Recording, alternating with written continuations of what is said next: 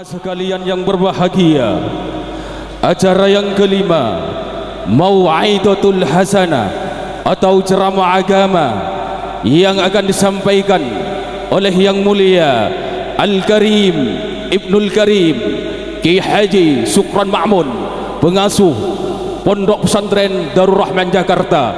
Fa'alaihi falyatafaddal maskura. Sallu ala Nabi Muhammad. Assalamualaikum warahmatullahi wabarakatuh.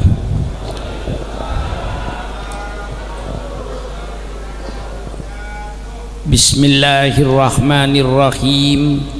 Alhamdulillahi rabbil alamin. Wassalatu wassalamu ala asrafil anbiya'i wal mursalin, Sayyidina wa habibina wa syafi'ina wa maulana Muhammad wa ala alihi wa ashabihi ajma'in. Subhanaka la ilma lana illa ma 'allamtana innaka antal alimul hakim.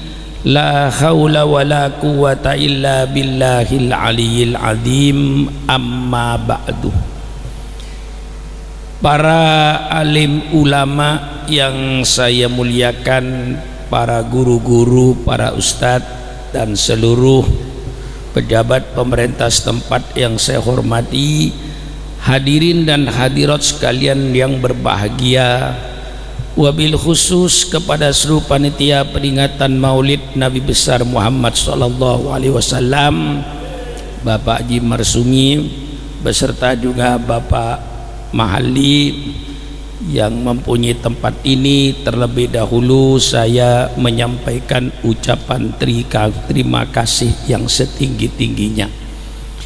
Juga saya mengucapkan terima kasih atas segala pengorbanannya dalam rangka menghidupkan, sekali lagi menghidupkan agama yang kita cintai di negara kesatuan Republik Indonesia.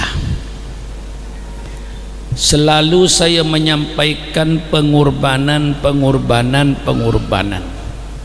karena pengorbanan ini menjadi prinsip dalam kita berjuang. Perjuangan apapun saja yang kita kerjakan pasti perlu pengorbanan. Oleh sebab itu Allah Subhanahu wa taala selalu memerintahkan wajahidu bi amwalikum wa anfusikum. Berjuanglah kau di jalan Allah dengan harta kekayaanmu, bi amwalikum dengan hartamu.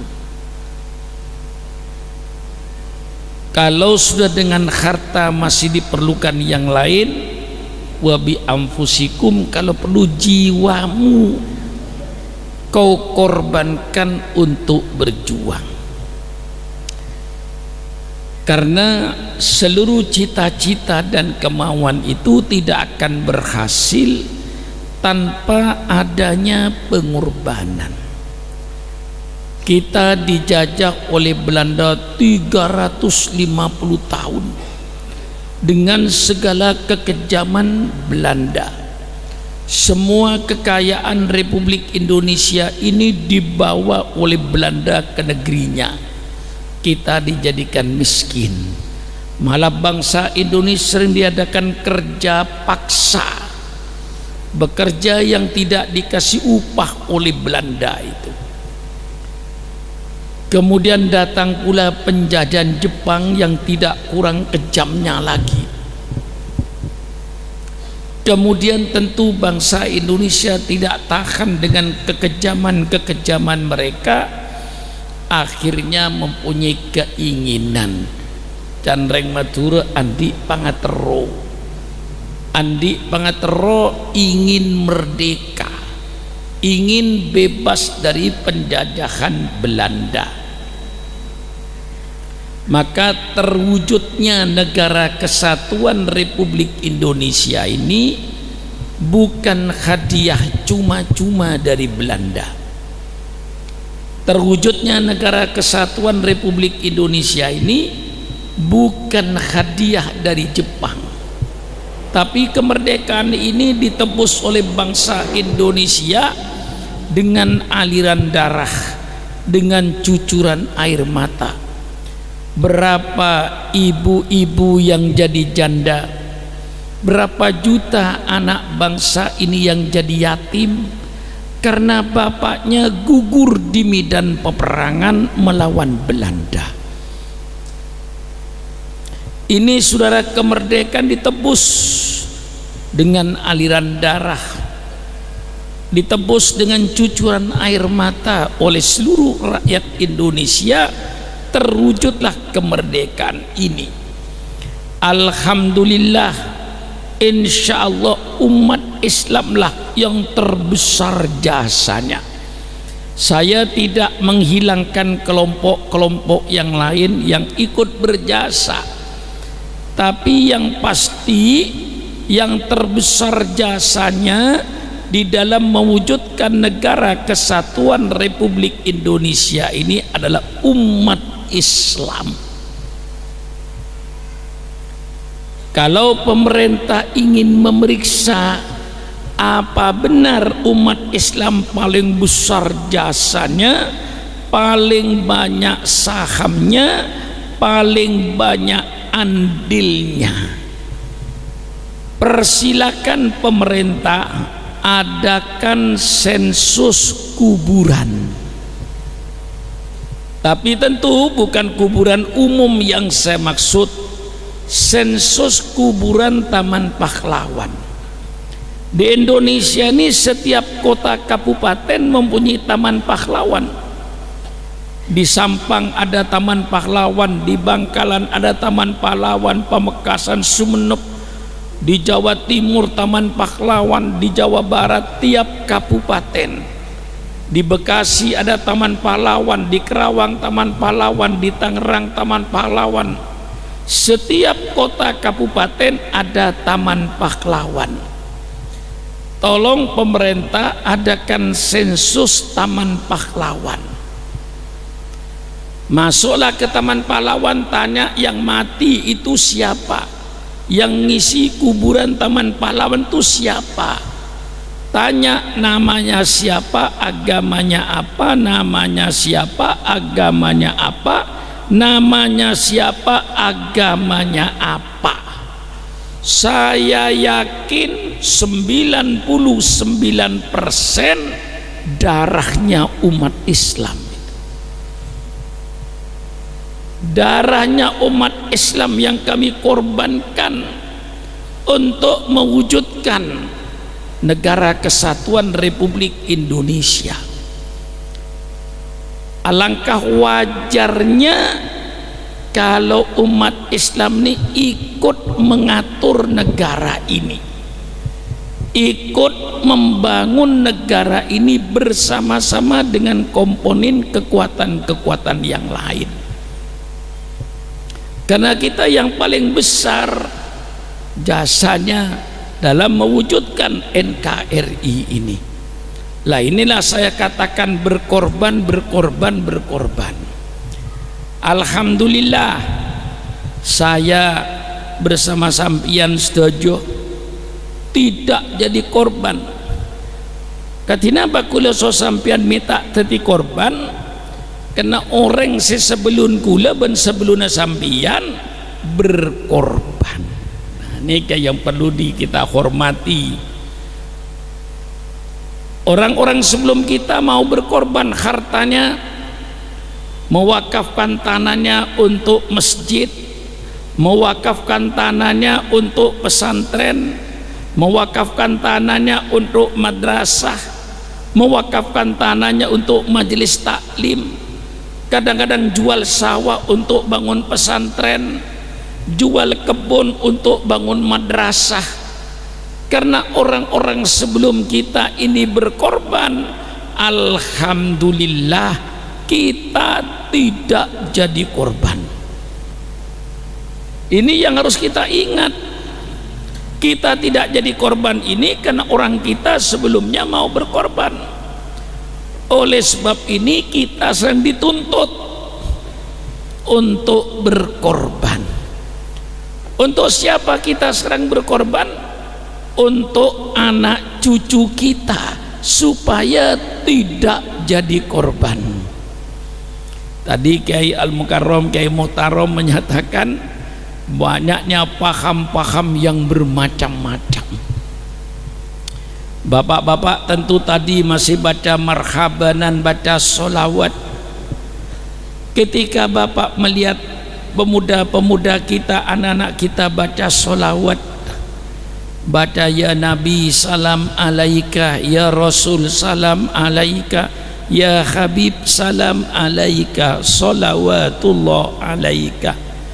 Pernahkah bapak terpikir, apakah anak saya, apakah cucu saya, apa anak cucu saya nanti masih baca solawat seperti saya? Kalau bapak-bapak tadi pagi sholat subuh masih baca kunut, Allahumma hdini fi man hadait, wa afini fi man afait, wa tawallani fi man tawallait, wa barik li fi ma a'tait. Apakah anak saya, apakah cucu saya, apakah anak cucu saya masih baca kunut seperti saya, atau sudah menjadi golongan lain yang tidak kunut?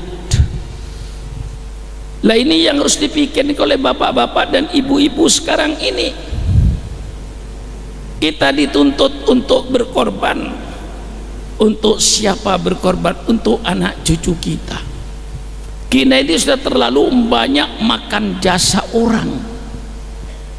Saya sekarang jadi kiai, saudara-saudara bisa berdagang, bisa jadi pegawai negeri, bisa jadi camat, bisa jadi bupati, bisa jadi gubernur, bisa jadi presiden.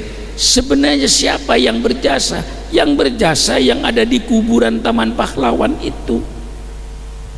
Kita yang jadi camat, jadi bupati, jadi kiai, yang jadi gubernur, yang jadi presiden, tidak ikut berjasa dalam kemerdekaan ini. Yang jadi presiden pun tidak ikut berjasa tahun 45 ketika membangun negara ini. Semuanya sedang pejabat-pejabat pemerintah sekarang ini seluruhnya sedang makan jasanya para pahlawan kita yang berada di kuburan. Oleh sebab hati-hati, sudah menikmati yang berjuang, yang jadi pahlawan di Taman Pahlawan tidak merasakan nikmatnya kemerdekaan ini, tidak merasakan jalan tol, tidak merasakan kereta api eksekutif, tidak merasakan lampu-lampu listrik, tidak merasakan jalan layang, tidak merasakan kenikmatan merdeka ini karena beliau-beliau mati dalam pertempuran. Kita yang tidak ikut berjuang, justru kita sekarang ini yang menikmati jasa-jasa mereka. Oleh sebab itu mari kita berjuang sekarang untuk menciptakan satu negara baldatun thayyibatun wa rabbun ghafur, negara yang sejahtera dalam keadilan, negara yang adil dalam kesejahteraan. Ini yang menjadi cita-cita bangsa, yang menjadi cita-cita 45. Maka pejabat-pejabat pemerintah, bersyukurlah kau kepada Allah bisa jadi pegawai negeri karena kita merdeka. Alhamdulillah, rakyat bisa bayar pajak, bisa bayar ini, sehingga dapat memberikan makan kepada pejabat pemerintah. Seluruh pejabat pemerintah itu gajinya itu duit rakyat. Setelah merdeka ada yang gajinya 20 juta, ada yang gajinya sebulan 60 juta. Sudah digaji oleh rakyat 60 juta, kok iyo tego, kata orang Madura, kata orang Jawa, mi tega rampok duit rakyat, rampok pesena rakyat, jole gaji 1 juta sebulan, ki rampok. Mana jasamu kepada bangsa? Mana kau jasanya kepada pahlawan-pahlawan kita yang di kuburan itu? Satu proyek elektrik KTP itu biayanya katanya 5,6 triliun, yang dirampok 2,3 triliun, separuh. Subhanallah, kok tega jare Madura, mi tega jelek gaji pen bulan so rakyat, ki tega ngecok kesena rakyat. Mengapa? Karena mereka jauh dari agama. Kalau seandainya mereka percaya sama surga, percaya sama neraka, insya Allah tidak akan ngerampok duit rakyat. Imannya yang harus diperkuat. Oning sambian, senapa setriliun nih? Oning, kenapa? Berapa setriliun nih? Tahu nih? Tahu nih? Ya Allah, enggak tahu 1 triliun. Bagaimana mau punya? Tahu saja enggak. Saya yang tahu 1 triliun sampai sekarang enggak pernah punya. Kenapa boleh sampian? Saya tahu uning, saya uning kita andi. 1 juta, 10 juta, 100 juta, 1000 juta. Nah, 1000 juta nikahnya mana? 1 miliar. 1000 juta, 10.000 juta, 100.000 juta, 1 juta juta. Nah, 1 juta juta nikah 1 triliun. Nikah saya kecok 2,3 triliun, 2.300.000 juta, 2.300.000 juta. Masya Allah, Masya Allah. Canreng Madura jai kebelia cendul, insya Allah orang secakung, insya Allah tanah penginom cendul langsung alangui. Nah, ini saya peringatkan, karena negara ini dengan pengorbanan, bukan hadiah dari Belanda, karena pengorbanan. Mari kita serang mau berkorban, sisihkan sebagian harta saudara itu. Mana yang untuk Islam? Saya mau tanya sama bapak-bapak, cinta enggak kepada Islam? Bilang cinta gampang. Kata anak muda, bukan kata saya ya, kata anak muda, cinta itu sama dengan pengorbanan. Tidak berani berkorban, jangan coba-coba main cinta. Cinta tanpa pengorbanan, cinta palsu, omong kosong. Kalau saudara berkata cinta kepada Islam, malam ini tanya sama dirinya, pengorbanan apa yang sudah diberikan pada Islam? Berapa persen dari kekayaan saudara yang sudah korbankan untuk Islam? Pernahkah ibu-ibu di belakang itu melemparkan gelangnya untuk pesantren? Hah?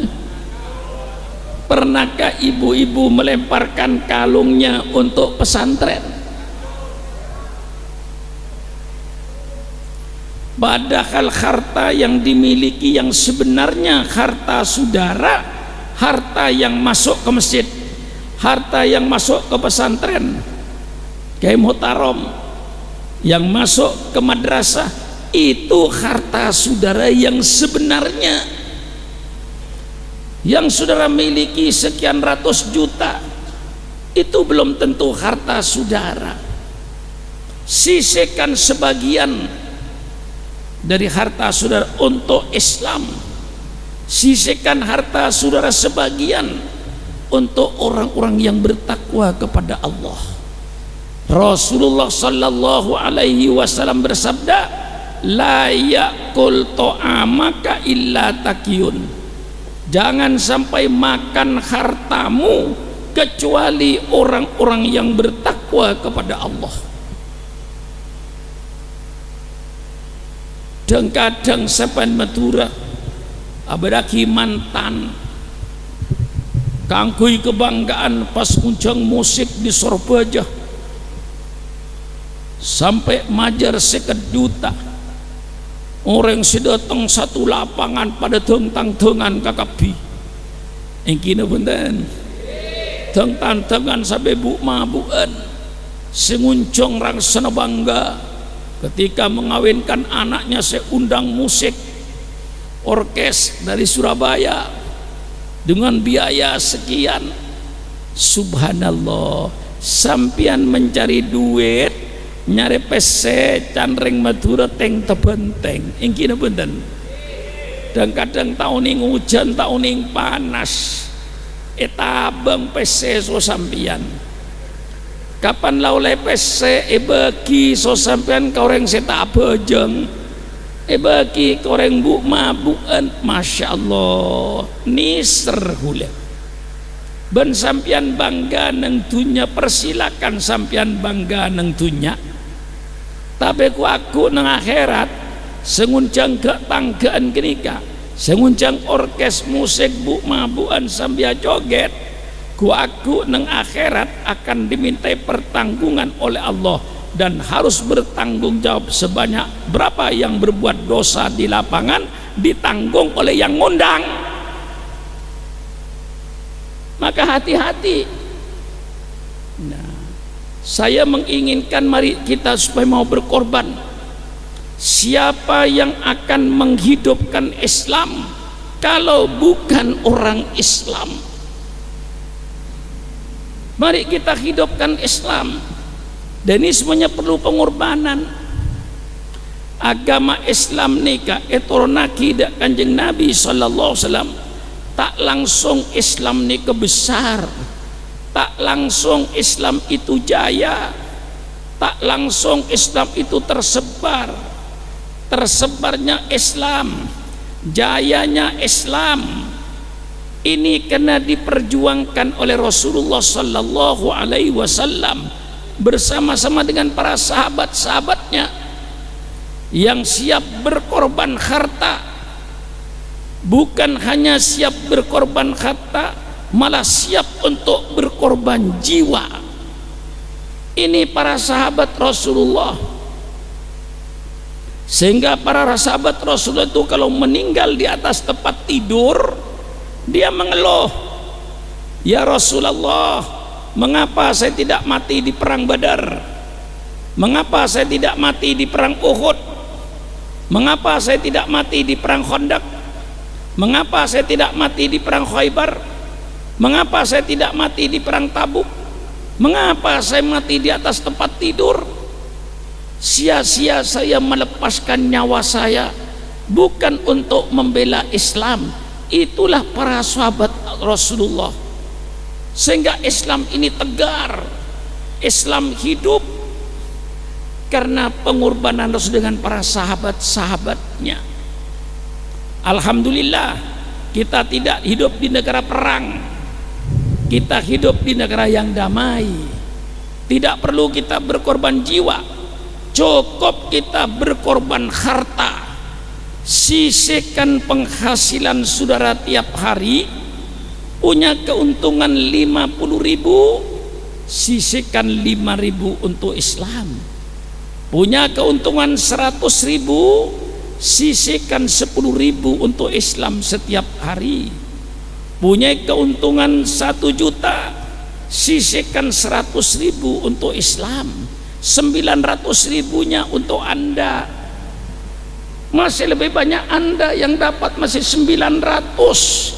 Islam cuman 100.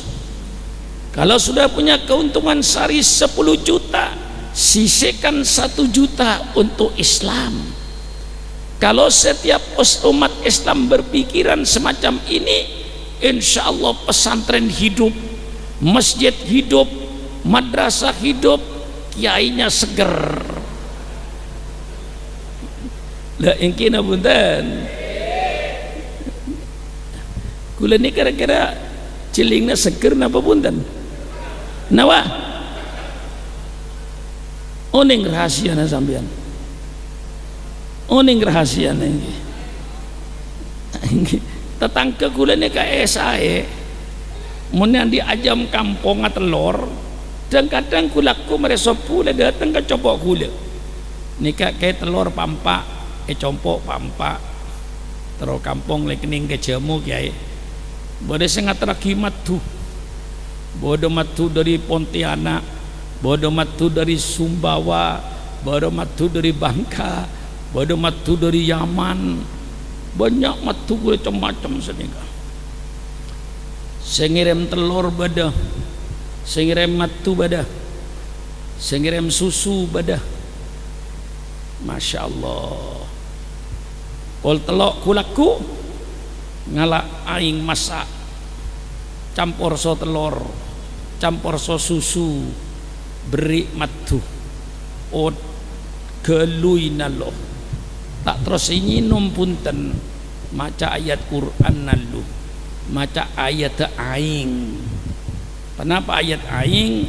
Wa ja'alna minal ma'i kulla shay'in hayyin. Telah dijadikan oleh Allah daripada air semua makhluk yang hidup ini. Tidak ada air, tidak akan ada kehidupan. Dengan airlah segala sesuatu itu hidup.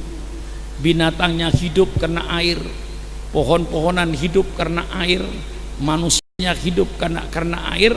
Wa ja'alna minal ma'i kulla shay'in hayy. Telah kami jadikan, kata Allah, segala sesuatu yang hidup ini dari air. Baca sokula ayat air serepon alu. Kita inum punten macam oleh ayat telur. Napa? Ayatnya apa? Ayat telur. Nang Quran itu bagi tukhrijul hayya minal mayyiti wa tukhrijul mayyita minal hayy. Kau keluarkan ya Allah barang yang hidup itu daripada barang yang mati. Kau keluarkan barang mati itu dari barang yang hidup. Ayam keluar dari telur, telur keluar dari ayam. Mana lebih dulu, ayam apa telur? Mana yang duluan kira-kira? Telur. Telur keluar dari ayam. Nah, ayam keluar dari telur. Ampun aja ngurusin telur. Pas raki ke pangeran lambak, napa lu agabai telur gak ada, napa agabai ayam gak ada. Udah tahu nih, seoning mangken ayam keluar dari telur, telur keluar dari ayam. Ampun pas raki pangeran saus, cerok nuruk sampean. Sejelas ayam keluar dari telur, telur keluar. Mana yang duluan? Engkau yang tahu ya Allah. Apa kau dulu bikin telur dulu netes, apa kau bikin ayam dulu? Serepop oleh kita inum punten maca ayat susu nang Quran beda ayat susu nika. Wa inna lakum fil an'ami la ibratan nuskikum mimma fi butuniha mim baini faratin wadamin labanan khalisan sa'iran lisyaribin. Dari tanda-tanda keagungan Allah untuk dijadikan pelajaran, Allah keluarkan di antara binatangmu itu, di antara kotoran dan darah itu, air susu yang putih. yang baik untuk diminum oleh kita semua ini. Ambillah kau pelajaran daripada binatang ternakmu itu. Kau pelihara kambing, kau pelihara sapi, kau pelihara unta. Dari situlah Allah, di antara kotoran unta dan darah unta, Allah isap susu yang berwarna putih. Subhanallah, kekuasaan Allah. Yang dimakan kambing rumput, daun-daunan, kok bisa keluar susu yang putih bagus untuk minuman bagimu supaya sehat. Belum saya minum, masih ada ayat madu. Wa yakhruju min butuniha sarabun mukhtalifun alwanuhu fihi shifaa'un linnas. Keluarlah dari perut tawon. Napa tawon itu? Nyaruan. Ini nyaruan. Keluar dari perut nyaruan minuman yang bermacam-macam warnanya. Ada yang merah, ada yang hitam, ada yang putih. Syifaan linnas, untuk obat bagi manusia. Aduh, tiup lagi, belum diminum. Baca ayat Quran bahwa wa nunazzilu minal Qur'ani ma huwa syifaa'u wa rahmatul lil mu'minin. Kami turunkan kepada engkau Al-Quran sebagai obat untuk menyembuhkan. Belum diminum, baca lagi bismillahilladzi la yadurru ma'asmihi syai'un fil ardi wala fis sama' wa huwas sami'ul alim. Baru bismillahirrahmanirrahim minum, seger. Ini kayak yang lemes-lemes nih, mereka barangkali kurang telurnya ini kayak. Ustadz-ustadz yang kurus-kurus ini kurang madunya barangkali. Lah itu saudara-saudara, mengapa dia merasa senang telurnya diminum oleh kiai?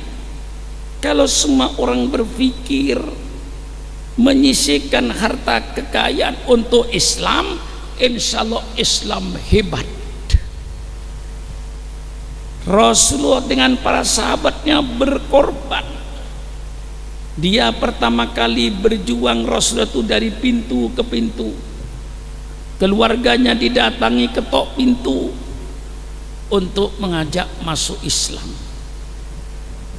Karena dimusuhi orang kafir Quraisy. Tapi Rasulullah tabah, tiap hari keliling dari pintu ke pintu, dia datangi keluarganya. Setelah 3 bulan Rasulullah berjuang dari pintu ke pintu, Allah perintahkan, fasda bima tu'mar wa a'rid anil jahilin. Sekarang kau laksanakan dengan terang-terangan apa yang diperintahkan kepadamu. Rasulullah mulai berdakwah terbuka, mengajak bangsa Quraisy untuk percaya kepada Allah Subhanahu wa taala, pencipta alam semesta. Begitu berdakwah secara terang-terangan, maka mereka orang kafir Quraisy mengadakan reaksi dengan segala macam. Sahabat Rasul ada yang dibunuh, ada yang diancam, ada yang ditakut-takuti.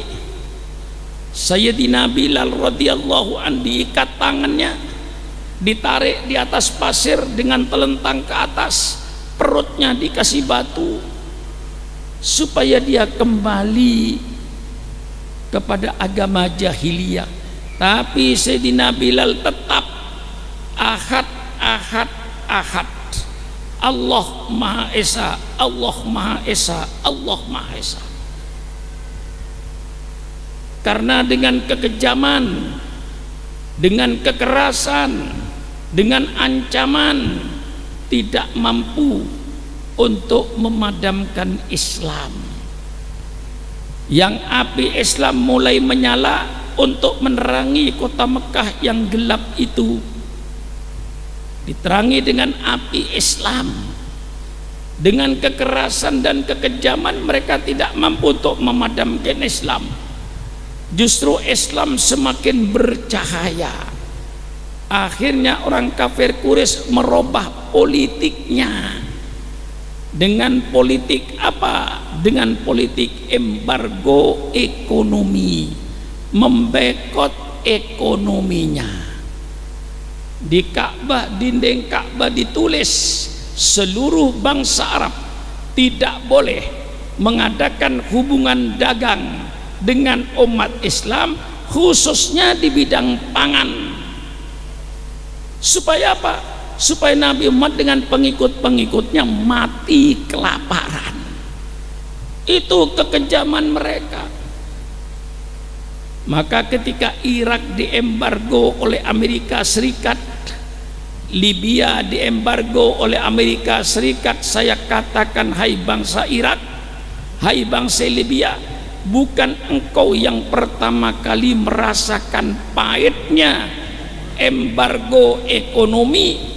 Nabimu 1400 tahun yang lalu merasakan bagaimana embargo ekonomi itu. Dibekot ekonominya, tidak boleh mengadakan hubungan dagang dengan umat Islam, khususnya di bidang pangan. Itulah kekejaman mereka. Tapi ternyata embargo ekonomi ini tidak mampu untuk mematikan api Islam. Justru api Islam semakin membesar, menerangi kegelapan kota Mekah. Akhirnya dirubah politiknya. Ini saya ceritakan supaya saudara merasakan bagaimana perjuangan Rasulullah, bagaimana pahitnya Rasulullah berjuang, supaya saudara nanti lebih cinta sama Rasulullah. Bagaimana Rasulullah melaksanakan amanahnya dari Allah untuk menyampaikan wahyu Allah kepada manusia, untuk menyelamatkan umatnya dengan segala penderitaan dan kepahitan. Dengan kekerasan tidak berhasil, embargo ekonomi tidak berhasil. Akhirnya mereka merubah dengan politik damai. Pamannya Abu Thalib didatangi oleh tokoh-tokoh Quraisy.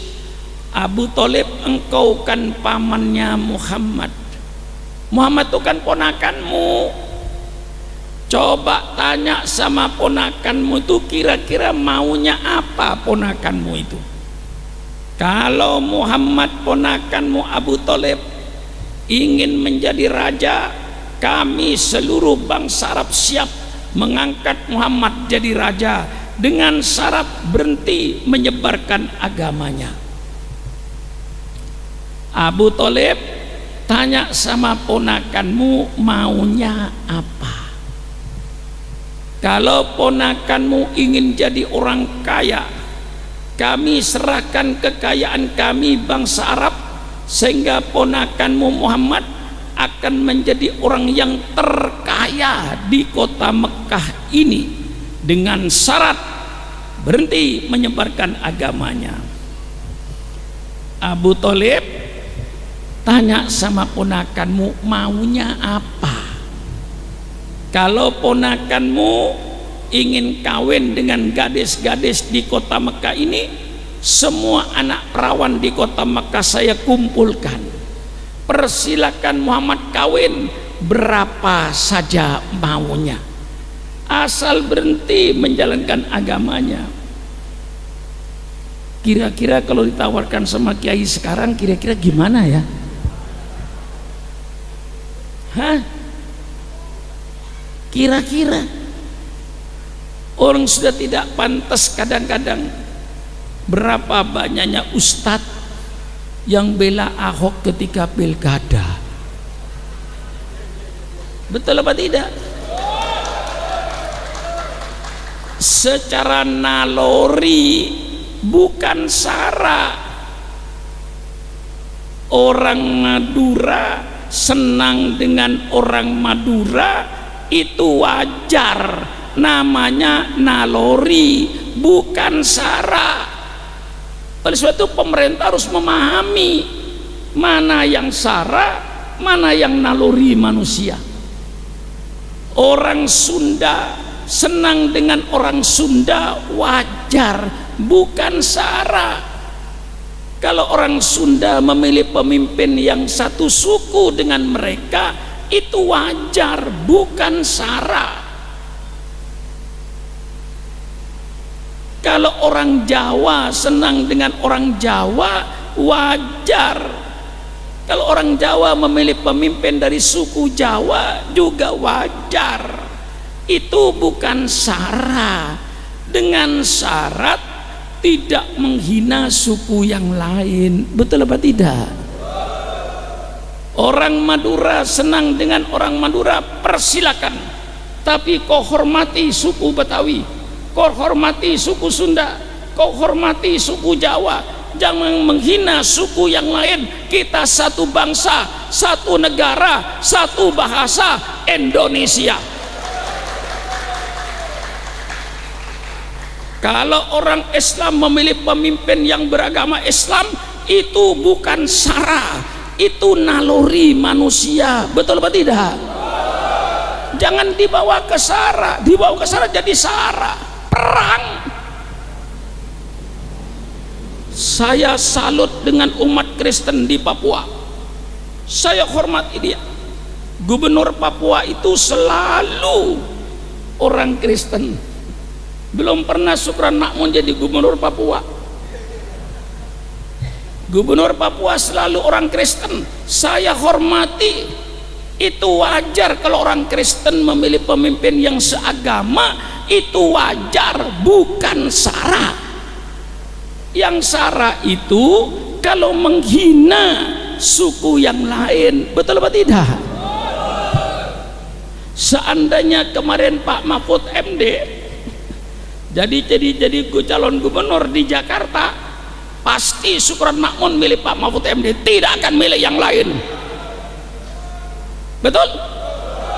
Itu bukan sara, naluri manusia, tabiat manusia. Orang Jawa senang dengan orang Jawa, wajar. Orang Sunda senang dengan orang Sunda, wajar. Orang Madura senang dengan orang Madura, wajar. Orang Bugis senang dengan orang Bugis, wajar. Orang Banjar senang dengan orang Banjar, wajar. Orang Padang senang dengan orang Padang, wajar. Dengan syarat hormati suku yang lain, jangan menghina suku yang lain. Mari kita saling hormat menghormati antar suku. Jelas ini. Tapi ada orang Islam yang bela Ahok, subhanallah. Nggak ngerti saya. Ada kata-kata entah dapat duit entah tidak, Allahu a'lam, saya nggak ngurusi itu. Tapi sudah biasa di Indonesia kadang maju tak gentar, bela yang bayar. Apa dapat bayar atau tidak saya nggak tahu. Cuman kadang-kadang orang ini sering maju tak gentar,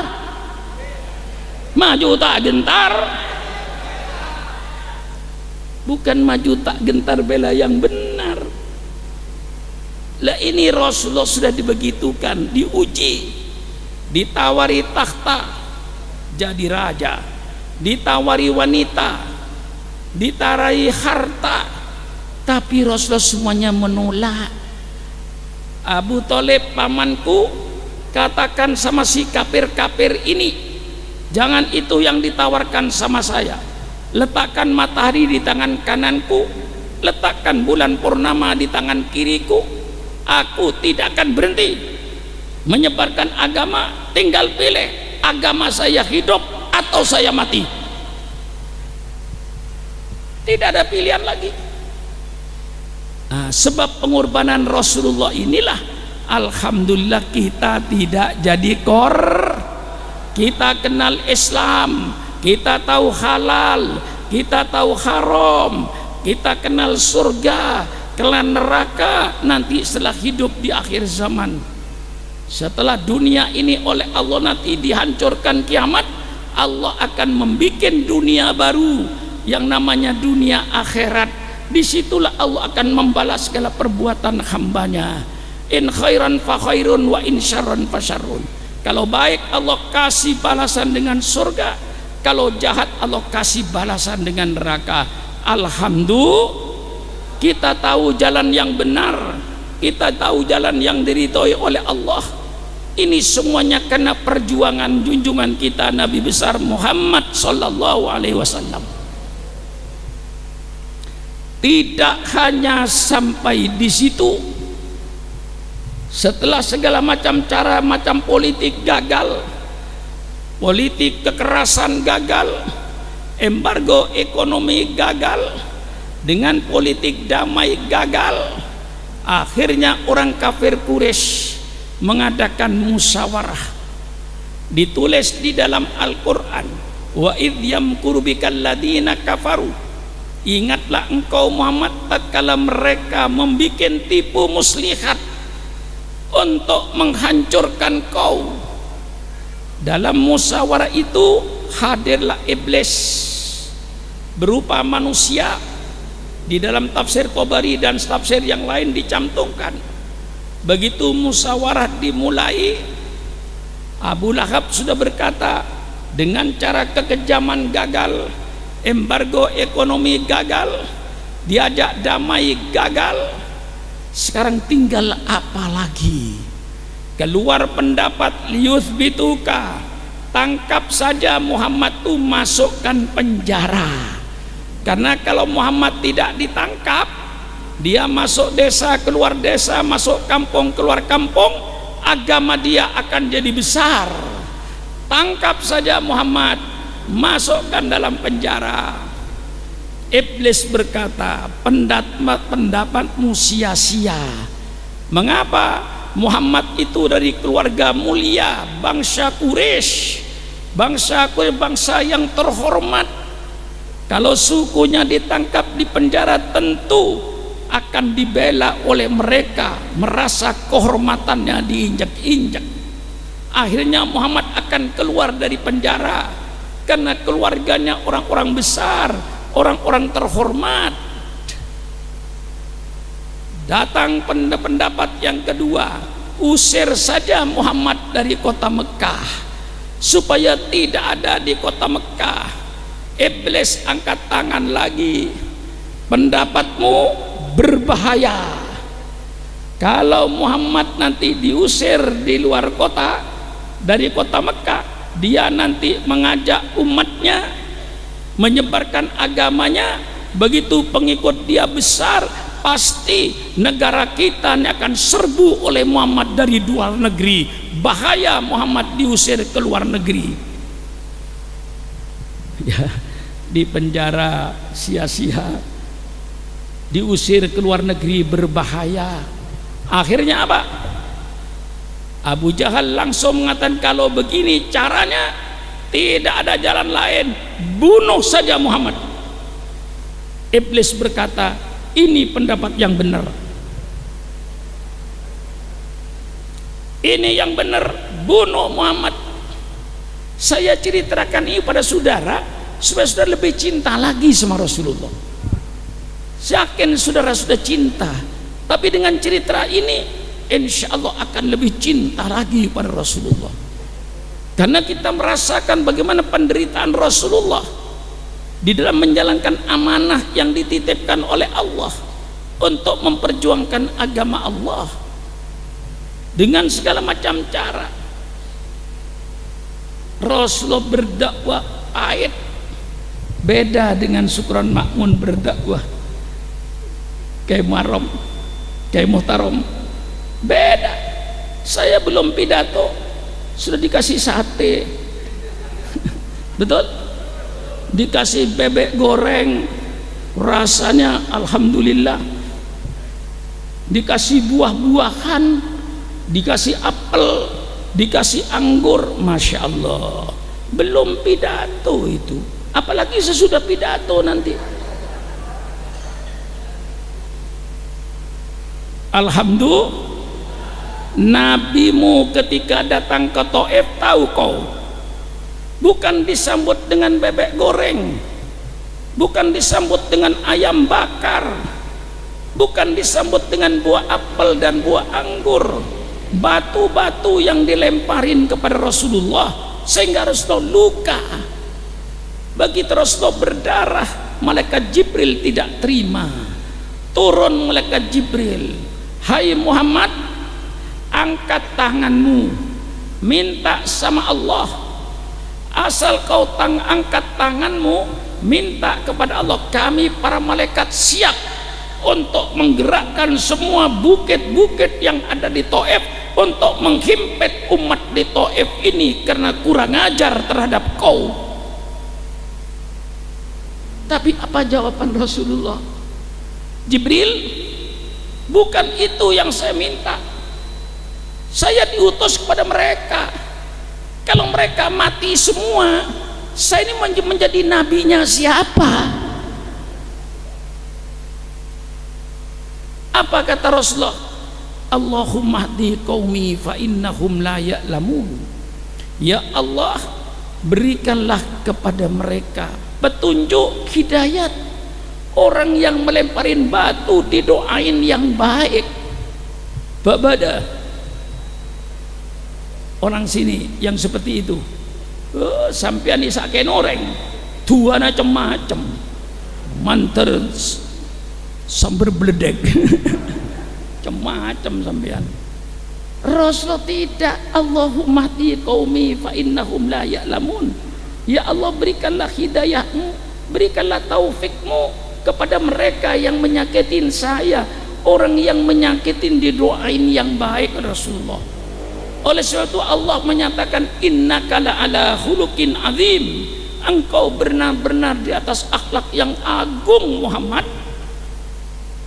Tidak ada orang seperti itu diciptakan oleh Allah untuk menjadi suri teladan. Akhirnya diputuskan oleh Abi Jahal, bunuh Muhammad. Dikumpulkan semua anak muda yang jago-jago silat di padang pasir, kepung rumah Muhammad. Jangan dikasih kesempatan Muhammad keluar. Begitu keluar, potong lehernya. Asal keluar, potong leher. Itu perintahnya Abu Jahal. Rasulullah berada dalam rumah, rumahnya dikepung dengan pedang. Seandainya Syukran Makmun begitu, kira-kira bagaimana perasaannya? Seandainya Kiai Muhtarom begitu, gimana kira-kira perasaannya? Mungkin sudah mati sebelum mati, mungkin dipotong tidak keluar darah, sudah pucat.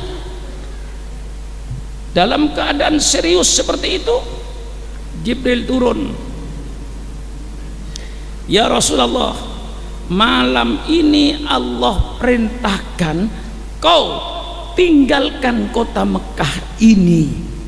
Subhanallah, dalam keadaan gelap gulita, dikepung oleh musuh dengan pedang terhunus, Allah perintahkan malam ini kau keluar dari kota Mekah, tinggalkan kota Mekah. Kota Mekah yang dicintai oleh Rasulullah, kota Mekah sebagai kota kelahirannya. Tengah malam gelap disuruh meninggalkan kota Mekah dalam keadaan terkepung. Kemudian Rasulullah sallallahu alaihi wasallam membaca surat Al-Ikhlas. Bismillahirrahmanirrahim. Qul huwallahu ahad, Allahus samad, lam yalid wa lam yulad wa lam yakul lahu kufuwan ahad. Bismillahirrahmanirrahim. Qul a'udzu birabbil falaq min syarri ma khalaq wa min syarri ghasikin idza waqab wa min syarri naffatsati fil 'uqad wa min syarri hasidin idza hasad. Bismillahirrahmanirrahim. Qul a'udzu birabbin nas, malikin nas, ilahin nas, min syarril waswasil khannas alladzi yuwaswisu fi sudurin nas minal jinnati wan nas. Wa ja'alna min baini aydihim sadda wa min khalfihim saddan fa agsaynahum fahum la yubsirun.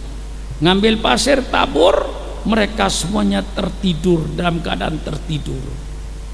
Walaupun di antara mereka itu melek dengan pedang terhunus, Rasulullah lewat dengan aman. Inilah keadaan Rasulullah malam ini yang sangat genting, sangat berbahaya. Rasulullah keluarkan dari keadaan bahaya itu. Alhamdulillah kita hidup dalam negara aman, Republik Indonesia, tidak seperti di Timur Tengah, negara kacau. Kalau seandainya saudara dalam keadaan kacau, keadaan tidak aman, mau keluar rumah, tirulah Rasulullah sebagai uswatun hasanah. Baca qul huwallahu ahad, qul a'udzu bil falaq wa bin nas, wa ja'alna min baini amsadda wa min khalfihim fa'asrum fahum la yubsirun. Insyaallah saudara keluar rumah, kalau ada orang bermaksud jahat, insyaallah saudara tidak kelihatan. Tapi kalau ada orang bermaksud mau ngasih duit, insyaallah saudara kelihatan.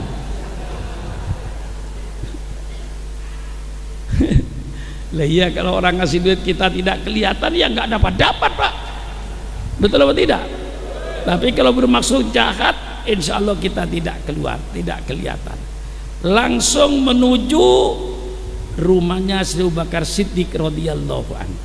Dia mengucapkan salam, assalamualaikum tengah malam. Waalaikumsalam ya Rasulullah. Ada apa Rasulullah malam-malam begini kau kesini? Apa kata Abu Bakar, saya dengan kau malam ini diperintahkan oleh Allah untuk meninggalkan kota Mekah. Subhanallah, bagaimana perasaan penderitaan nabimu ini saya sampaikan supaya kita merasakan perasaan nabimu. Lain dengan Supran Makmun berdakwah, datang ke Pontianak, dijemput dengan mobil, ditidurkan di hotel. Saya datang ke Pekanbaru setengah bulan yang lalu, diletakkan di hotel, dikasih makan, Masya Allah. Saya datang ke Singapura, di Singapura disembut dengan mobil, dimasukkan ke hotel. Kadang-kadang nasib kurang baik, hotelnya di tingkat 28. Kalau sudah mau maghrib ditelepon, Pak Kiai siap untuk turun menuju ke masjid. Turun saya lewat lift ke bawah, dibawa ke masjid, disuruh berbunyi di masjid-masjid. Berbunyilah saya di masjid. Habis berbunyi, dibawa lagi ke mobil, dikerek lagi ke atas. Persis burung perkutut. Sama kan dengan burung perkutut? Ngubu keteran sampean. Engki. Mun nyineki nyaman. Ekungnya ki saya, yo bu so sampean. Mula tak saya jual. Nah, saya kadang-kadang merasa ya Allah, saya kasih nasibnya mobil, kasih nasibnya burung perkutut, kasih saya dikerek ke atas, kan dikerek ke lift itu. Tidur, dipanggil turun, berbunyilah saya di masjid kasih ceramah. Habis ceramah masukkan lagi ke kurungnya, kerek ke atas. Saya bilang ya Allah, kayak burung perkutut saya ini. Tapi nikmat, semua tersedia, makanan tersedia, Masya Allah. Usikum wa iyaya binafsi bitaqwallah. Hai para kiai, para mubaligh, engkau sedang berdakwah dengan hormat, dihormati oleh murid-muridnya. Sebenarnya kenikmatan yang kau rasakan sekarang ini, engkau berada di atas penderitaan nabimu 1400 tahun yang lalu. Karena penderitaan nabimu itulah kau sekarang jadi kiai dihargai orang, jadi ustadz dihargai orang. Ingat bahwa kenikmatan yang kau peroleh sekarang ini adalah kau sedang berdiri di atas pahitnya kesengsaraan Rasulullah 1400 tahun yang lalu. Kalau tidak karena Rasulullah, kita semuanya tidak jadi umat Islam ahli sunnah wal jamaah ini. Mungkin kita tidak kenal Islam, tidak kenal Tuhan, tidak kenal jalan benar, jalan salah. Kita hanya dipimpin oleh hawa nafsu, bukan dipimpin oleh ajaran agama. Karena Rasulullah yang mau pahit, Rasulullah yang mau menderita. Saya ceritakan ini semua supaya sudah tambah cinta sama Rasulullah. Apa kata Abu Bakar? Kalau ini sudah perintahmu, perintah Allah ya Rasulullah, mari kita berangkat. Rasulullah tidak mikirkan keluarganya, Rasulullah tidak mikirkan rumahnya, Rasulullah tidak mikirkan hartanya, karena seruan Rasulullah. Subhanallah, saya kira tidak ada orang seperti Sayyidina Abu Bakar ini. Kalau Pak Marsumi saya ajak, ayo malam ini pergi Pak Marsumi dengan saya ke Bandung. Aduh maaf Pak Kiai, besok ada tamu mau datang bebek dari Jawa Tengah. Mana Pak Marsumi? Barangkali saudara yang dagang besi, saya ajak Pak, ayo malam ini ikut saya. Kemana Pak Kiai? Ke Lampung. Aduh maaf Pak Kiai, nggak bisa. Mengapa? Besok besi mau datang sekian ton. Ya, iya, iya, iya aja. Tapi Sayyidina Abu Bakar begitu diajak Rasulullah, kalau itu sudah perintah Allah ya Rasulullah, ayo berangkat.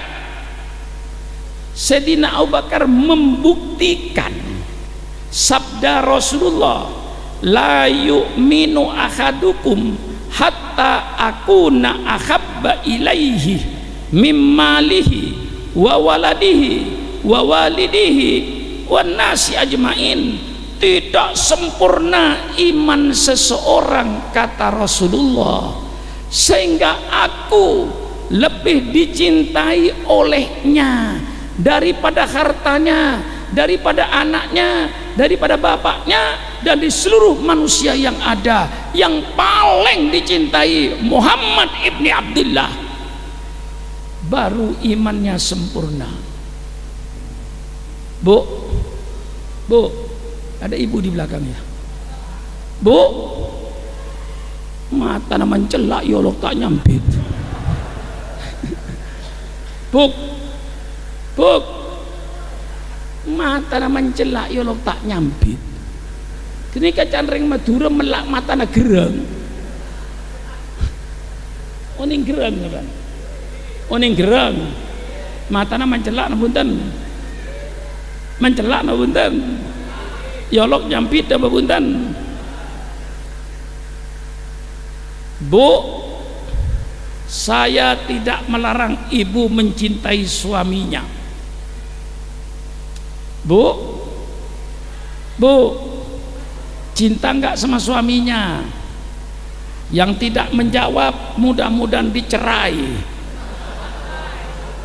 Lemula tak lebur ke selake telak iki na bunten.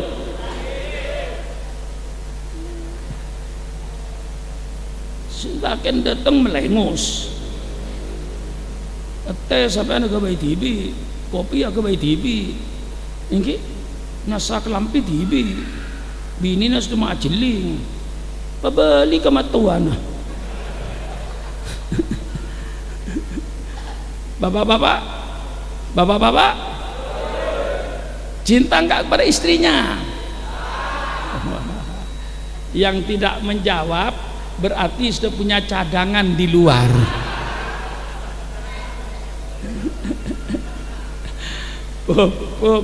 Buk, tandena jak raja selakin sampean landi luar bu.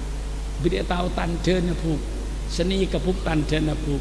Mun dateng selakin sampean tandi salah napa pak gigir, cangkir salah agi, bental salah pas tadi si benderi bengkok. Padahal sampean tak salah apa-apa punten. Lenika tandana jak selakin sampean landi luar. Cuma ada entek gigir sampean.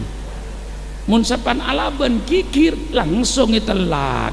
Mulos sose luar. Jadi ketandana bu. Bila selakin sampean masuk ke compon, sampean salah meloloh. Maka tidak salah lah salah meloloh. Nyabak teker salah, nyabak bental salah, nyabak cangkir salah, lah tak ada bener sampean. Kini ke tandanya aja silakan sampan lah andi luar kini kebu. Cuma dan tek kikir sampian. Mun sang kikir alaban beda jalan saya telaga. Molos keluar. Punten Bu, punten Bu. Saya tidak melarang ibu mencintai suaminya. Saya tidak melarang bapak mencintai istrinya. Saya tidak melarang bapak dan ibu mencintai anaknya. Saya tidak melarang bapak dan ibu mencintai hartanya. Cuman yang saya minta kecintaan kepada Rasulullah di atas segala kecintaan yang ada. Ini untuk menunjukkan iman kita. Maka kalau kita sudah cinta kepada Rasulullah, mau berkorban untuk kepentingan agama Rasulullah, tidak sayang duit untuk pesantren, untuk madrasah. Kalau perlu madrasahnya kayak Muhtaram bikin yang bagus. Anak bapak tidak usah dibawa ke Jakarta, dididik di kampung yang baik dengan rukun Islam yang baik, rukun iman yang baik. Begitu Islam dan imannya mantap, baru suruh ke Jakarta. Insya Allah sampai di Jakarta tidak tergoda dengan macam-macam yang ada di Jakarta karena imannya sudah mantap. Ustadznya yang seger-seger, ya ulang itu bertanang Madura nih kau nengki beda madrasah gaji dah guru na 1 seket sebulan. Kenapa? Badagi pas 1 seket sebulan ini kebayan apa sosamnya?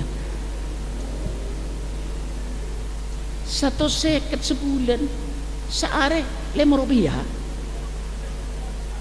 Bagi anak tanda yang kira benar sampai anak sekolah SMP atau sekolah SD beri PC Rp5 tolak dan kata tabor tanda yang kira benar 10 namun 10 seare seketika sebulan ki cuma 300 tak sampai. Masya Allah kula ni sermasa guru madrasah sebulan sekot 1 seket rupiah. Ya Allah ni serah mau ditanya mun anan minta kambun Bu apa nak ya kita majar SPP Bu tara pecong guru madrasah itu ikhlas kakapi cong. Pas jawab guru madrasah ikhlas ya gua. Kula tanya ke sambian, orang ikhlas tuh makan enggak? Orang ikhlas makan enggak? Orang ikhlas kawin enggak? Orang ikhlas punya anak enggak? Istri dan anaknya perlu makan enggak? Jaga keikhlasan guru ini. Kalau ustaz ini ikhlas, jaga supaya terus ikhlas. Jangan berubah ikhlasmu. Supaya tidak berubah ikhlasmu, jaga hidupnya. Engkina budan, engkina budan. Kula lambat nang Madura ni kaki ikut sama nak kanak. Peradaban Madura ni kebagus. Maghrib setojona kalangker, solat jemaah. Mari jemaah Paleman. Jalan ni kata ada orang sebat lebat lalu lalang careng mangken. Sebini maca Quran, maca rotib haddad, senak kana badai langker ngaji Quran. Engkina bunten, engkina babunten. Islam udi mangken kapan teknologi lah maju, aspal masuk desa, listrik masuk desa, televisi masuk desa, peradaban Islam hancur. Hancur. Saya pulang ke Madura sekarang tidak kayak 50 tahun yang lalu. Pulang ke Madura yang dulu habis maghrib baca Yasin, baca Quran, baca Rotibul Haddad. Sekarang saya pulang habis maghrib nongkrong di depan televisi nonton film. Bagaimana di Pulau Gadung? Bagaimana di Cakung? Sama apa tidak? Kok bisa sama? Siapa yang ngatur? Ini terjadinya perubahan, terjadi perubahan peradaban. Mari kita hidupkan kembali adab Islam ini. Siapa yang akan mengadakan perubahan? Ya kita adakan perubahan. Allah tidak akan merubah nasib satu kaum kecuali kaum itu mau merubah nasibnya. Bu,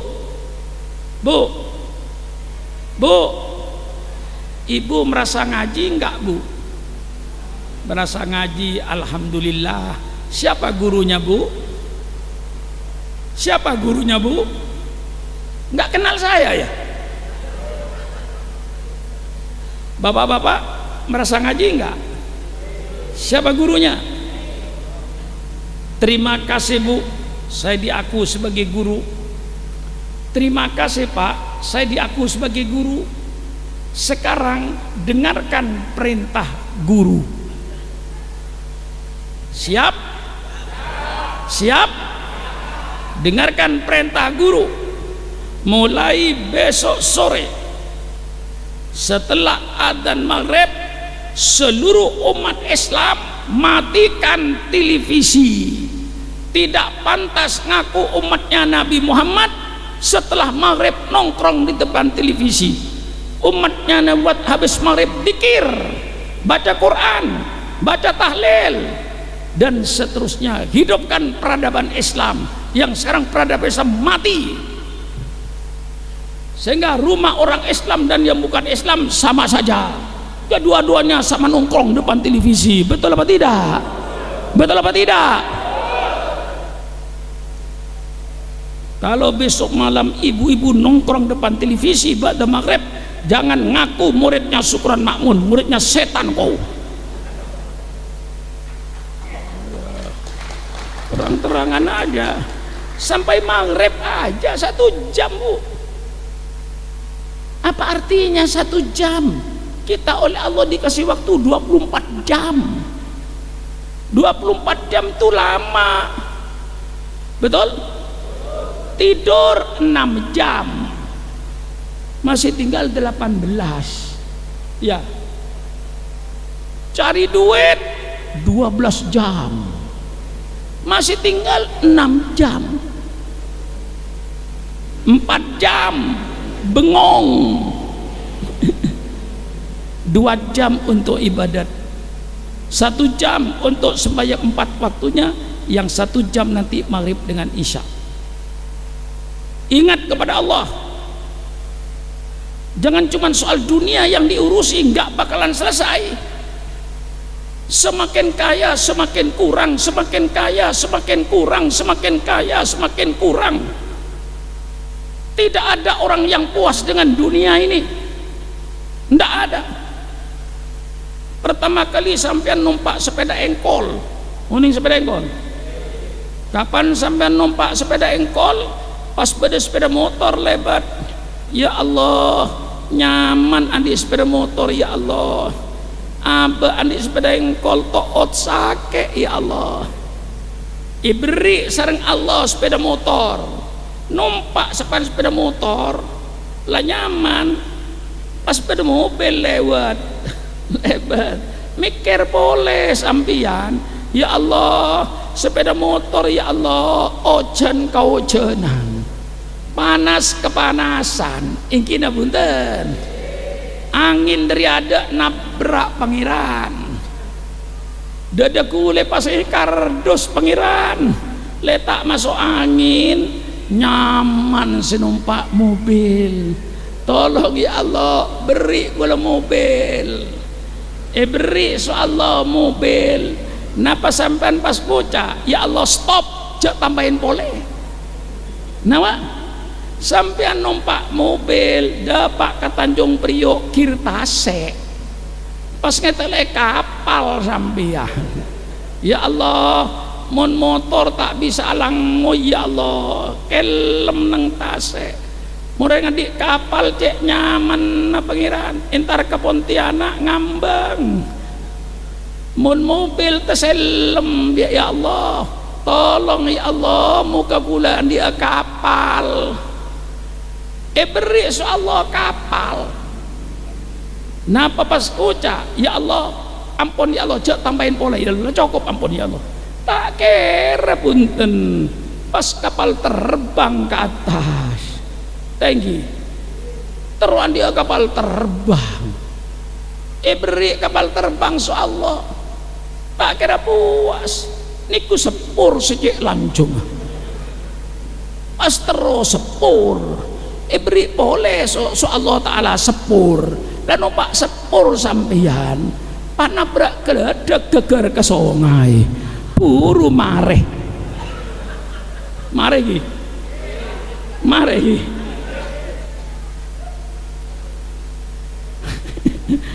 tore penjelasan sebelum sampai nikah tunya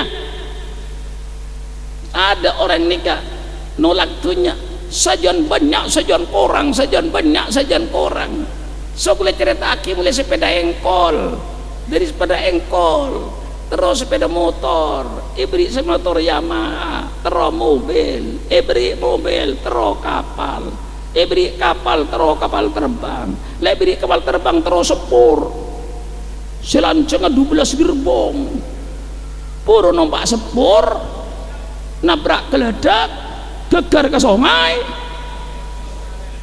mari dah punten nika jepon Allah nang Quran kiai alhaakumut takatsur hatta zurtumul maqabir alhaakum yang membikin engkau lengah yang membikin engkau lupa apa at-takatsur karena engkau berpacu banyak-banyakan harta berpacu miwah-miwahan mestinya dulu di kampungnya sampian naman tenggeng ini petong bulan itu abu jual sepekol melek lampi tak cukup intar ke Jakarta andi mobil ki orang andi nikah ki orang mula nabrak sepur buru mare hatta zurtumul maqabir jaipon Quran sampai masuk liang kubur baru selesai urusan yang kira bener mungkin kita masuk ke kuburan tak kira mare urusan andek 10 juta terus 100 juta andik 100 juta terus 1000 juta andik semaliat terus 1 triliun Masya Allah bila Maria masuk kuburan mareh lah ini kalau saya cerita aki so kuliah Kanjeng Nabi sengsaranya menderitanya sehingga malam-malam itu Rasulullah langsung ke Jabal Thur. Saya kira yang haji tahu Jabal Thur, masuk ke Gua Thur istirahat. Ketika istirahat rupanya Abu Jahal dan Abu Lahab datang bertanya sama anak muda yang jaga, di mana kepalanya Muhammad? Mereka menjawab belum keluar. Didobrak pintunya tidak ada Rasulullah, hanya Sayyidina Ali sedang tidur. Kemana Muhammad? Saya tidak tahu Sayyidina Ali, saya tidur. Ditanya sama yang di luar, saya tidak tahu, saya jaga terus tapi tidak ada Muhammad keluar. Akhirnya orang kafir Quraisy mengadakan sayembara. Barang siapa yang menemukan Muhammad hidup atau mati, hadiahnya 300 unta. 300 unta itu kalau dibelikan di Cakung sama dengan 900 kerbau. Satu unta harganya sama dengan 3 kerbau. Masya Allah, berpacu semua mencari. Tapi Allah dalam Al-Quran menyatakan wa yamkurullah wallahu khairul makirin. Mereka membuat tipuan kepada engkau Muhammad, tapi saya yang akan bikin jawaban tipuan itu. Begitu mereka lari mencari Muhammad, timbullah 4 telapak kaki. Dia yakin ini Abu Bakar dan Muhammad. Telusuri terus, Tapi Allah lalu perintahkan sama laba-laba, laba-laba cepat kau bikin sarang yang rapi, merpati kau bertelur di situ. Begitu orang kafir Quraisy sampai di depan gua, melihat sarang laba-laba tidak robek, semuanya teriak, tidak ada orang, balik. Sayyidina Abu Bakar berkata sama Rasulullah, ya Rasulullah, seandainya mereka melihat kakinya di bawah, pasti melihat kami berdua. Apa kata Rasulullah? Wahai Abu Bakar, jangan kau sedih, Allah bersama kita. Idhuma fil ghar idh qala li sahibihi la tahzan innallaha ma'ana. Masya Allah. 3 hari berangkatlah ke Madinah, hijrah. Inilah penderitaan Nabi kita dalam memperjuangkan Islam. Maka sekarang pantaslah kalau kita cinta sama Rasulullah, betul atau tidak? Kelahirannya kita peringati. Kalau ada saudara saya dari golongan Wahabi dan golongan Salafi yang menamakan dirinya Salafi, yang tidak senang dengan maulid, tidak senang dengan tahlilan, tidak senang dengan talqinan, persilakan. Saya hormati pendapat Anda, cuman saya minta Anda hormatilah pendapat saya. Mari jaga kesatuan dan persatuan umat Islam, jangan memecah belah umat Islam, betul apa tidak? Kau punya pendapat saya hormati, kau tidak mau maulid, tidak usah maulid, tapi kau jangan menyalahkan Sukron Makmun yang mengadakan maulid. Kau tidak mau tahlilan keluarganya mati, tidak usah tahlilan kau, tapi kau jangan menyalahkan Sukron Makmun yang tahlilan. Kau keluarganya mati tidak mau dibacakan talqin, persilakan, tapi kau jangan menyalahkan Sukron Makmun yang baca talqin. Kalau kau tidak terima, datanglah ke rumahnya Sukron Makmun. Mari kita bermusyawarah, betul apa tidak? Apa kau yang benar, apa saya yang benar, apa kau yang salah atau saya yang salah? Mari ketemu. Kalau kau takut masuk neraka, saya ucapkan terima kasih kalian takut masuk neraka. Tapi kalian sadar bahwa Sukron Makmun dengan pengikutnya juga takut masuk neraka. Bukan saudara saja yang takut neraka, saya juga takut masuk neraka. Bagaimana? Jelas? Saya mengadakan peringatan maulid karena saya cinta kepada Rasulullah. Tadi dikatakan oleh Kiai Muhtaram, almar'u man ahabba yaumal qiyamah. Setiap manusia nanti akan bersama dengan orang-orang yang ia cintai dari di dunia. Kalau bapak-bapak mencintai bandar-bandar narkoba, kalau bapak-bapak mencintai bandar-bandar judi, nanti di akhirat saudara sudah akan dikumpulkan dengan bandar narkoba dan bandar judi di tengah-tengah api neraka. Kalau saudara mencintai bintang-bintang film porno, dari cintanya dengan bintang film porno, nonton film porno, lupa sholat maghrib, lupa sholat isya, baca majalah porno, lupa baca kitab suci Al-Quran, jangan khawatir, nanti di akhirat akan dikumpulkan oleh Allah bersama-sama dengan bintang-bintang film porno, insya Allah di tengah-tengah api neraka. Kami cinta Rasulullah, bagaimana tidak cinta? Kita kenal kepada Allah karena Rasulullah, kita menjadi orang muslim karena Rasulullah, kami jadi orang mukmin karena Rasulullah, kita tahu jalan yang benar, jalan yang salah karena Rasulullah, tahu jalan yang hak dan yang batil karena Rasulullah. Rasulullah mengajarkan akhlak-akhlak yang bagus. Masya Allah, kita cinta Rasulullah. Dan Rasulullah selalu mengadakan peringatan maulid, malah tiap minggu. Saudara-saudaraku dari kaum Wahabi dan kaum Salafi, tolong baca tentang puasa Senin Kemis. Mengapa Rasulullah puasa setiap hari Senin? An Abi Qatadah radhiyallahu an su'ilan Nabiyyu sallallahu alaihi wasallam an shaumi yaumil itsnain faqal yaumun wulidtu fih. Dari sahabat Abi Qatadah ditanya, ya Rasulullah, mengapa kau puasa setiap hari Senin? Dia berkata, saya puasa hari Senin karena hari Senin itu hari kelahiran saya. Subhanallah, Rasulullah selalu ingat hari Senin, dia puasa mengingat hari kelahirannya. Masya Allah, itu Rasulullah. Apalagi dalam Al-Quran tadi yang dibacakan oleh Kiai Muhtaram, qul bifadlillah wa birahmatihi fabidzalika falyafrahu wa dzalika khairun mimma yajma'un. Katakan oleh engkau Muhammad, dengan karunia Allah, dengan rahmat Allah, hendaknya mereka bergembira. Kegembiraan saudara terhadap karunia Allah, kegembiraan saudara terhadap rahmat Allah, itu lebih bagus dari kekayaan yang kau kumpulkan itu. Karena cintanya sama Rasulullah. Tidak ada karunia Allah yang lebih besar pada lahirnya Nabi Muhammad. Tidak ada rahmat Allah yang lebih besar pada lahirnya Nabi Muhammad.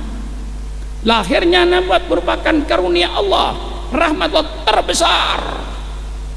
Kita diperintah untuk bergembira. Kita gembira kumpul malam ini di tempatnya Pak Mahali. Bagus betul tempat ini, biar hujan gak kehujanan. Betul apa tidak? Hebat tarupnya ini. Terima kasih Pak Adi Mali, mudah-mudahan Allah gampangkan urusan dunia akhiratnya. Pak Marsumi, mudah-mudahan dimudahkan oleh urusan dunia dan akhiratnya. Karena cinta sama Rasulullah, kita kumpulnya umat Islam ini saja sudah diperintahkan Rasulullah. Bu,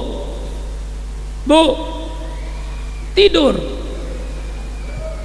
jangan macam-macam Bu. Saya pidato setengah mati, ibu nunduk di belakang tidur setengah mati. Ini namanya sama-sama setengah mati Bu.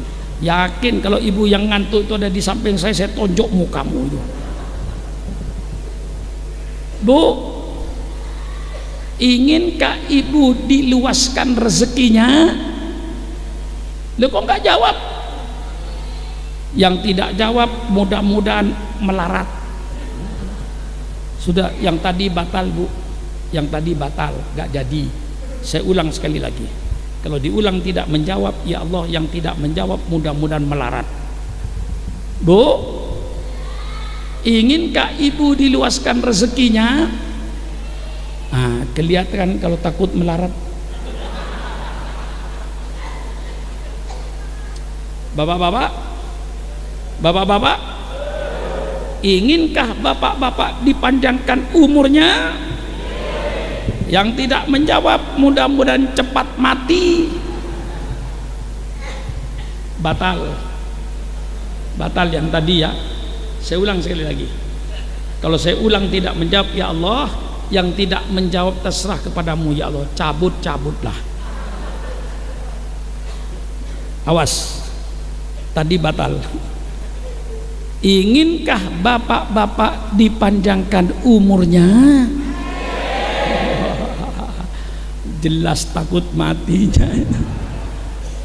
Rasulullah sallallahu alaihi wasallam bersabda, man ahabba ayyub satolahu fi rizkihi wa ayyun salahu fi athari falyasil rahimahu. Barang siapa, kata Rasulullah, yang ingin diluaskan rezekinya, barang siapa, kata Rasulullah, yang ingin dipanjangkan umurnya, maka Rasulullah perintahkan di antaranya laksanakan silaturahmi. Alhamdulillah, malam ini kita bersilaturahmi.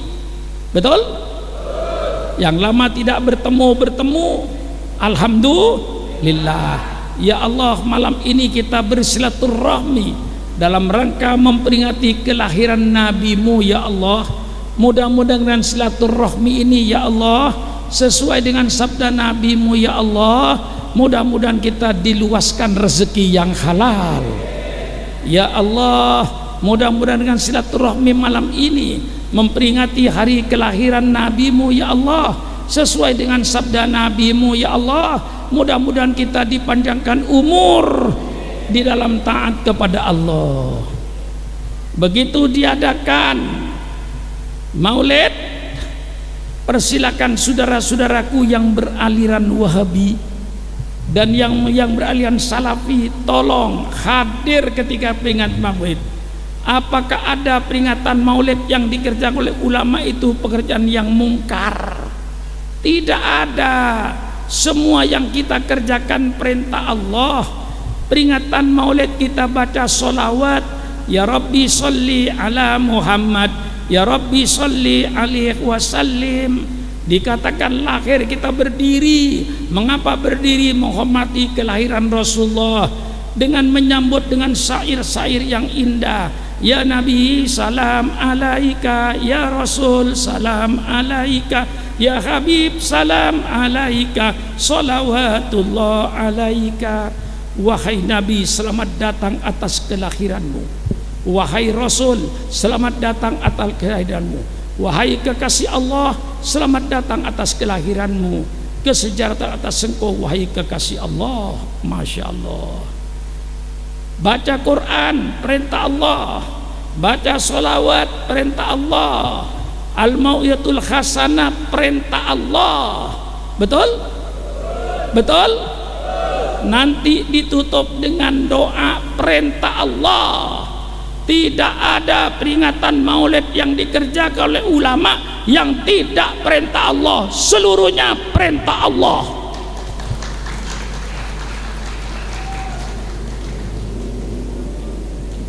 Biar baru ngaji kadang-kadang di Saudi 4 tahun, pulang ke Cakung, semua kiai salah semua, tinggal dia sendirian yang benar. Mari sama-sama menghormati. Saudara punya pendapat semacam itu, persilahkan.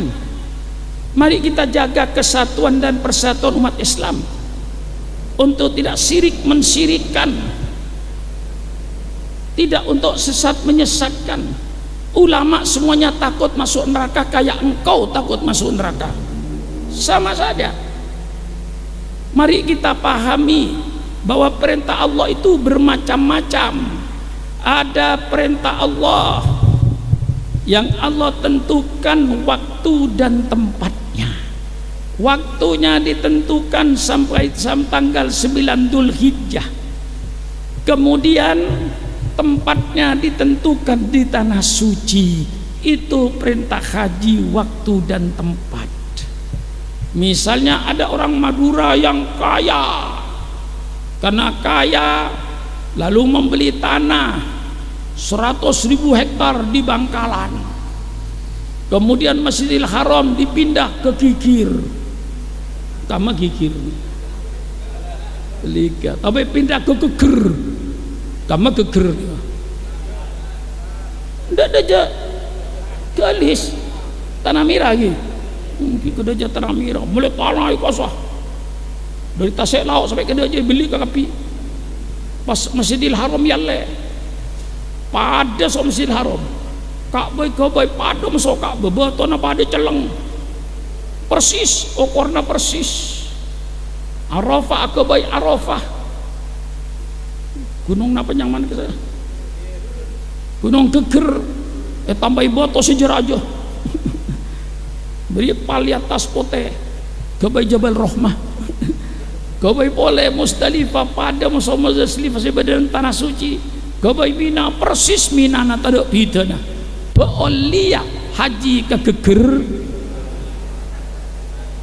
Tak oleh. Kini kebid'ahnya mana?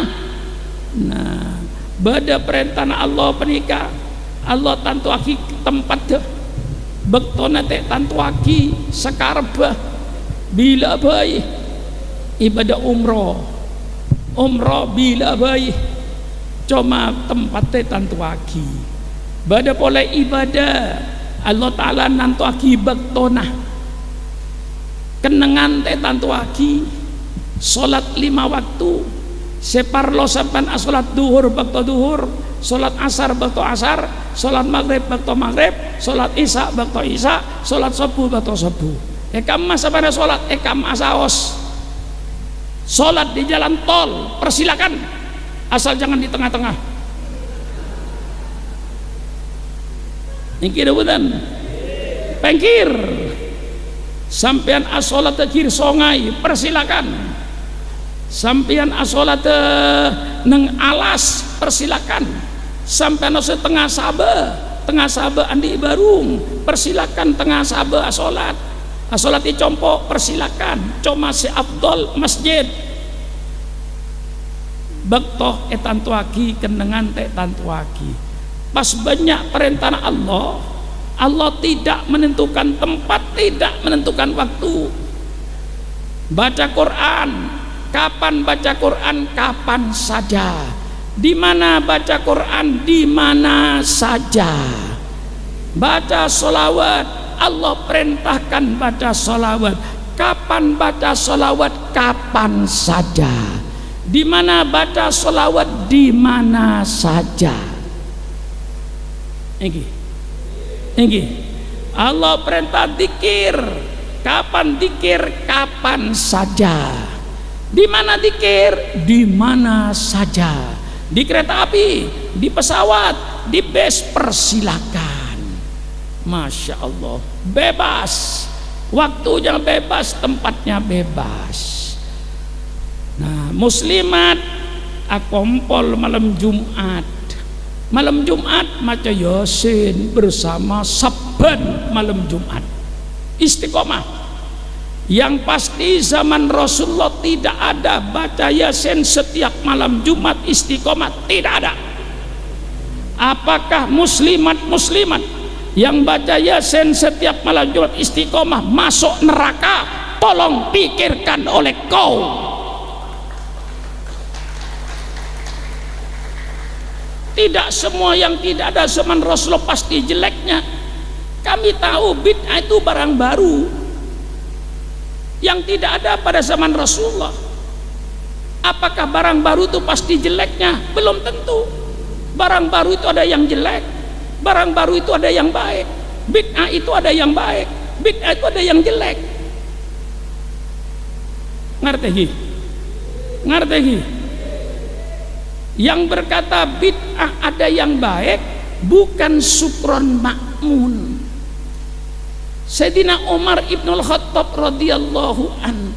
Tolong saudara-saudaraku dari Wahabi dan Salafi baca kitab Fathul Bari.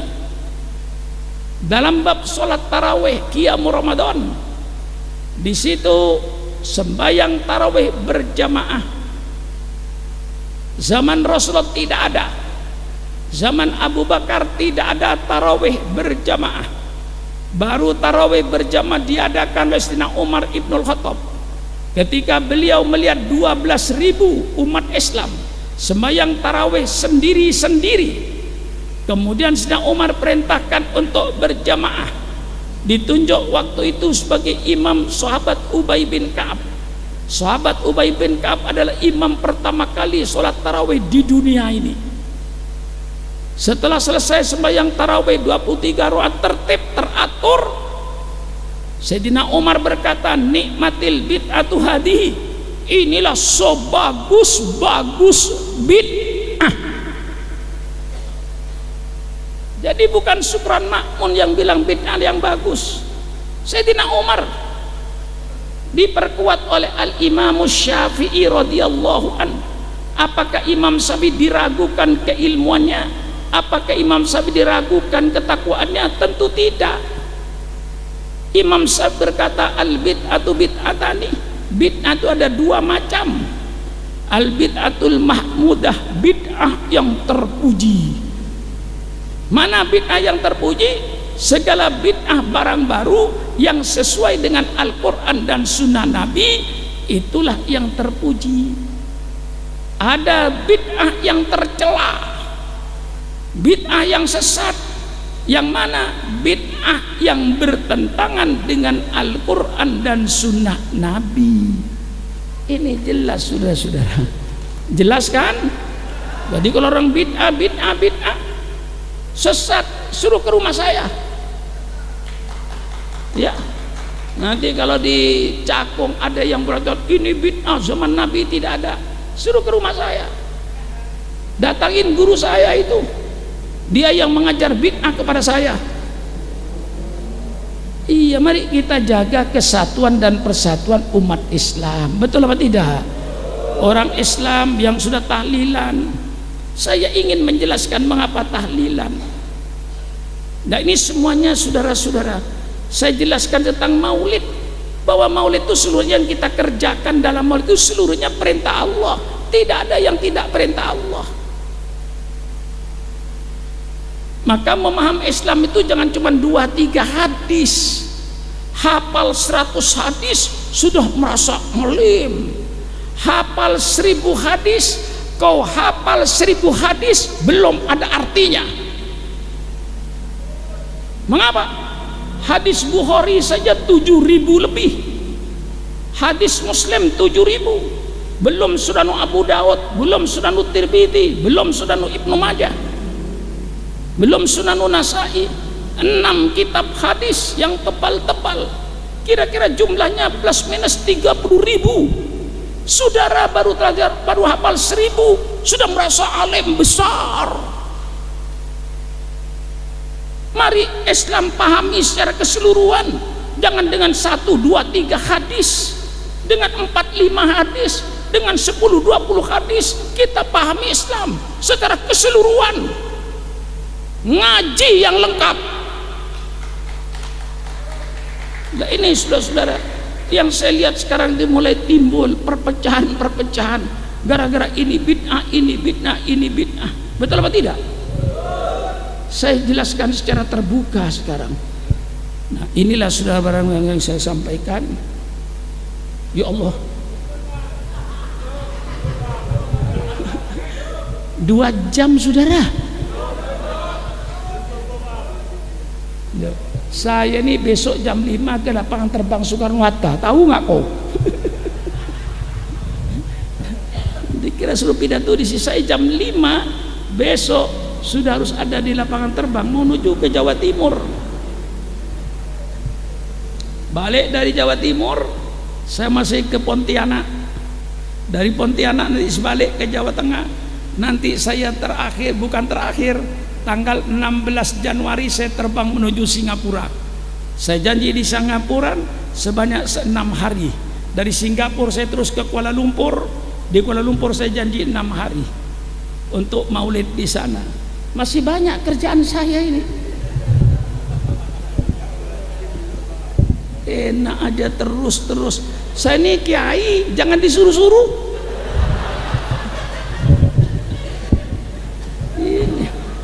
Akibat demokrasi, kiai disuruh-suruh. Mun sampai tanya kiai, jawaban saya senika. Terus napa punten kasokan kiai senika lho. Terus napa punten terus. Pita kiai mosok si beni kiai. Iki mun saya sampai tanya tuang sapo, saya sabuan gak sa. Terus sapoin boleh terus senika. Mun tukang landu saya dari kesampian, landu boleh terus landu boleh pamari. Mun kiai saya tanya cek papa di soto kang landu teretan. Mun kiai saya tanya sampean jawab terus na punten kasokan na kiai seni kele. Buni pah terus.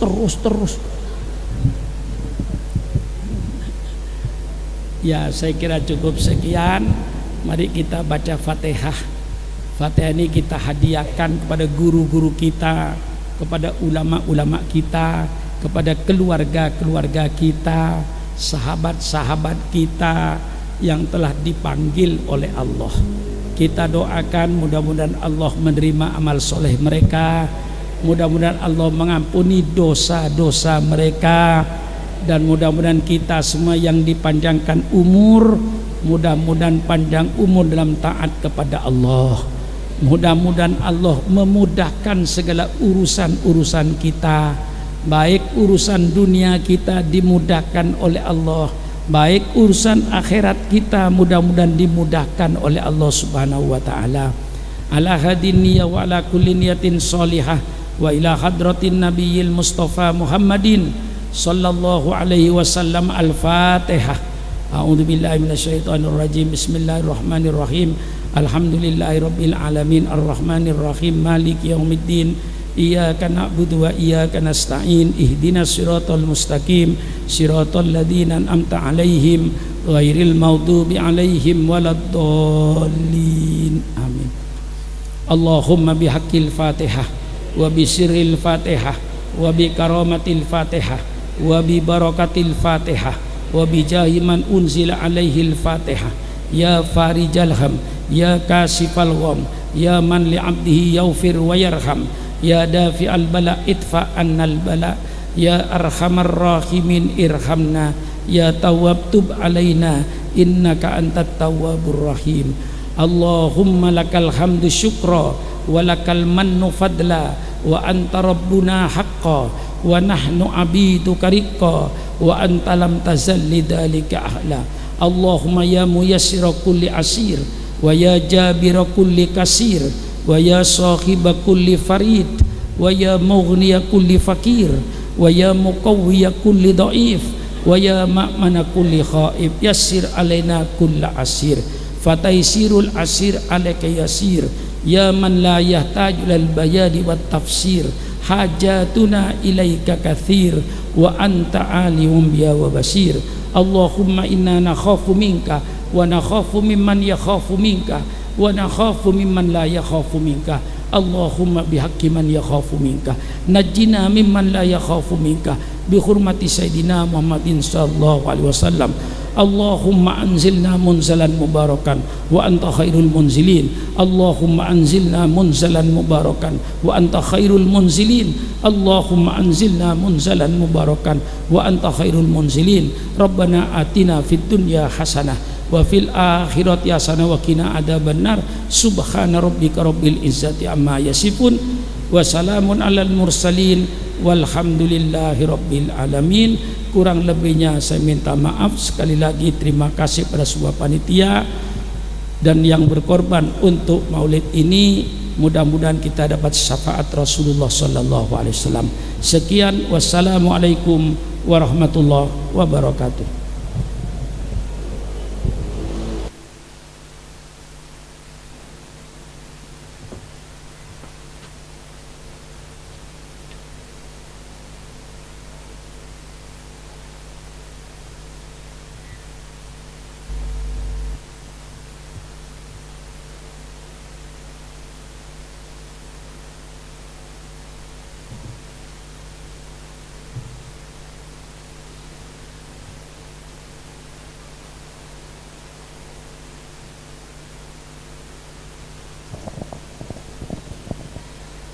Demikianlah adanya acara pada malam ini. Segala kekurangan, kehilafan mohon maaf yang sebesar-besarnya. Wallahul muwafiq ila aqwamit thoriq. Wassalamualaikum warahmatullahi wabarakatuh.